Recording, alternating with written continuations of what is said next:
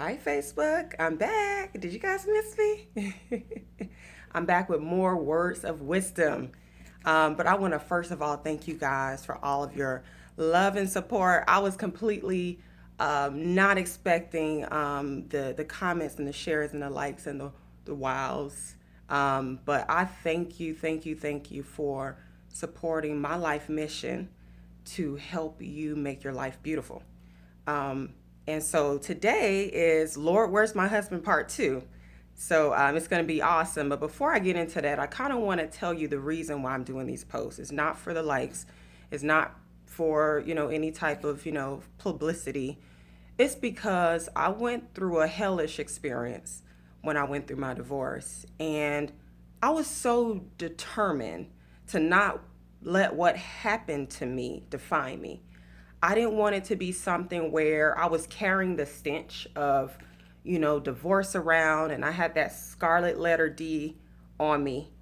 But I wanted it to be something to where, and I mentioned this in one of my posts, that my pain became fertilizer and the rain of my storm became irrigation canals to nourish the ground of others so that they can make their tree of life beautiful.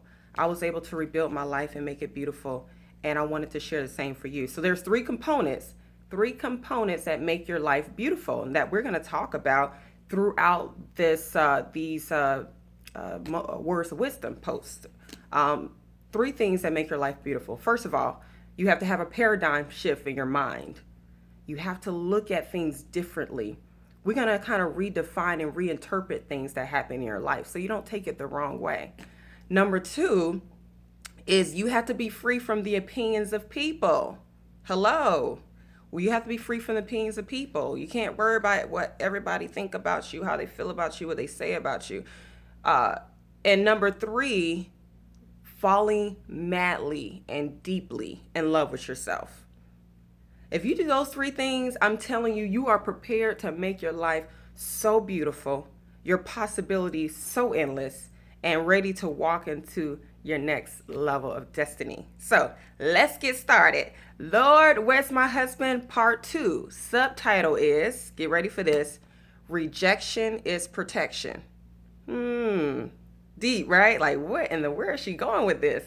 So, we face all kinds of forms of rejection. So, rejections on our job. Maybe it was a promotion that you were going for that you didn't get, or maybe it's that business that you've been trying to start up and you had that contract out that got rejected. Or maybe it's rejection from families and friends. Maybe they feel like you think you're better than everybody because you educated, because you got a good paying job, because you drive, whatever. And so, there's so many different forms of rejection. But the form of rejection I want to talk about today is, and as it relates to like dating and before marriage, because, rejection and marriage, that's a whole nother topic for a whole nother day. But just kind of like dating and courting, that kind of thing. I want to help some people through that. So we're going to go on a ride today. So fasten your seatbelts. Um, so men tend to handle rejection a whole lot better than women, because men are kind of wired to do the hunting. So they're wired to like, approach you and, even though 2017 is not like that much anymore, but men are wired to do the hunting and to pursue the woman. And so if they get rejected, they're like, okay, just on to the next, like they can move on. But women, we're more like, one track mind. Like we zoom in, we're locked in, we're interested in you, and so when we get rejected, we take it a whole nother way. So some of us women, we try to like change ourselves. We try to like, why didn't he like me? Was I too fat? Was I too skinny? Was I too dark? Was I too light? Like, whatever your reason would be.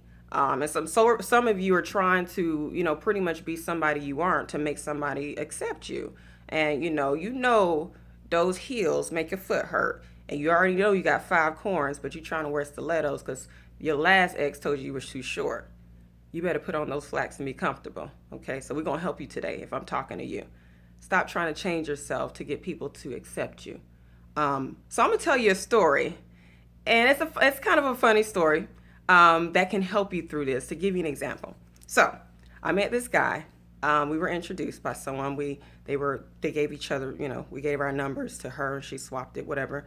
And so we had each other's numbers. We were texting each other and, sending the pictures and the emojis, and, all that cute stuff in the beginning.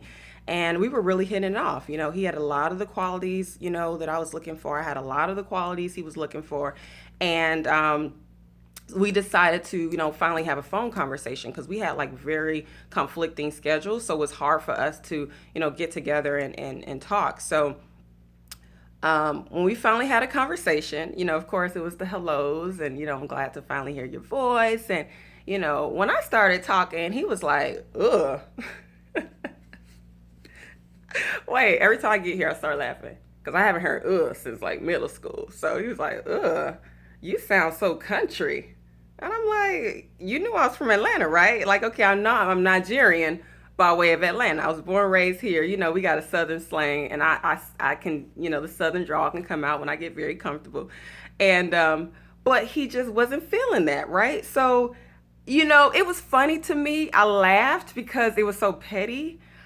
But I also was relieved that I laughed because I realized that I was actually free from the opinions of people, right? Because I'm like, oh well, I mean, I checked off on everything on your list, but if the country accent is like throwing you off, then hey, that could have been on your list since you was 10 years old. Like, Lord, please don't give me a woman with a country accent. And then I walked in your life and you like, the devil is a liar. I rebuke you, right?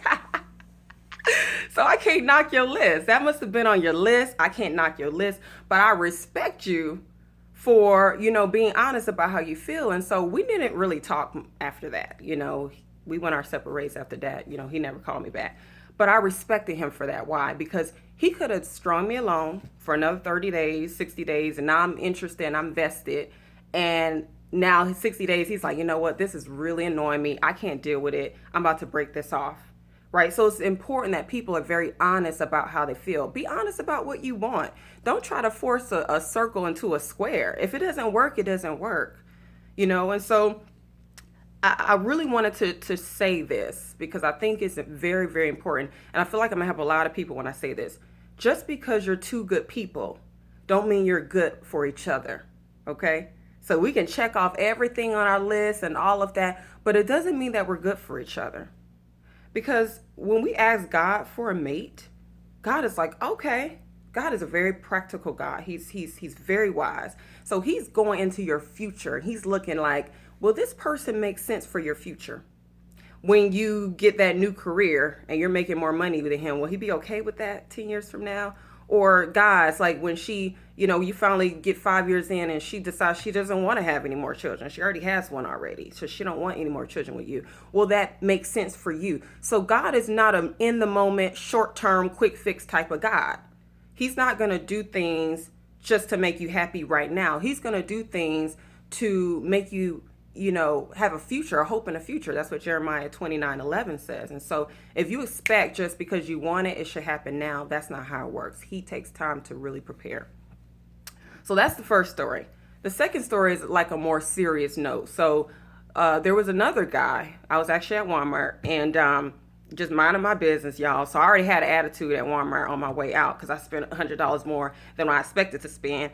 And I'm sure that Walmart demon jumped on you guys' backs too. So I already had an attitude. I wasn't paying attention to nobody. I'm ready to get out of the store. So apparently this guy followed me to my car and, so, oh, you're beautiful, blah, blah, blah, and asked me for my number. So we exchanged business cards. And I Googled him. Okay, I Googled him. Listen, I got to Google people. It was 2017. We got to make sure they didn't have no sex changes. They don't have no criminal records. And plus, I got a daughter. So I got to make sure I'm not entertaining any type of Joe Blow. So I wanted to make sure that this is somebody that I can, bring into my life. So I Googled him and found out he had a record for rape. And I'm going to tell you guys, my heart just came out of my throat when I saw that. I was just like, oh my God, like. And in the rape case, apparently it was a girl that he knew, and he waited till she was on her way home, walked to her door to unlock her door. When she opened it, he pushed her in, him and his friend, and they raped her. And I was like, whoa, like I really dodged a bullet on that one. You know what I mean? And he didn't call me, thank goodness. And so that's what really inspired my title, Rejection is Protection, because you never know why God doesn't allow certain things. And he could be sparing you from a lot of heartache and a lot of pain. And so listen, we got to stop like expecting everyone to be interested in us. It's, just like people like different types of cars, they like different types of homes, they like different types of food, they're gonna like different types of people. You may be like a Whoopi Goldberg to somebody, and you may be like a Halle Berry, right? So they may not always think, you're the best thing since sliced bread, but somebody else is coming around me. And so you have to have that understanding that it's not you. It's not you. Don't take it as rejection. Don't take it as, you're not good enough. Just take it as there's somebody more fabulous, more awesome, and more amazing in store for me. So I really hope that this helps somebody today. I mean, I really hope that today you were free from the opinions of people. You got understanding. You understand why things happen, because everything happens for a reason. Stop trying to force a square into a circle when it doesn't work in a relationship. Stop trying to change yourself, because that's not the answer. You're the way you are for a reason. God made you beautiful in everything and every way. And so, ladies and men, I hope this video was helpful to you. It was a little longer than I expected, but I hope that it was helpful to you, as this lesson in my life has been very helpful for me. So I love you all once again. Have a wonderful day, and wow.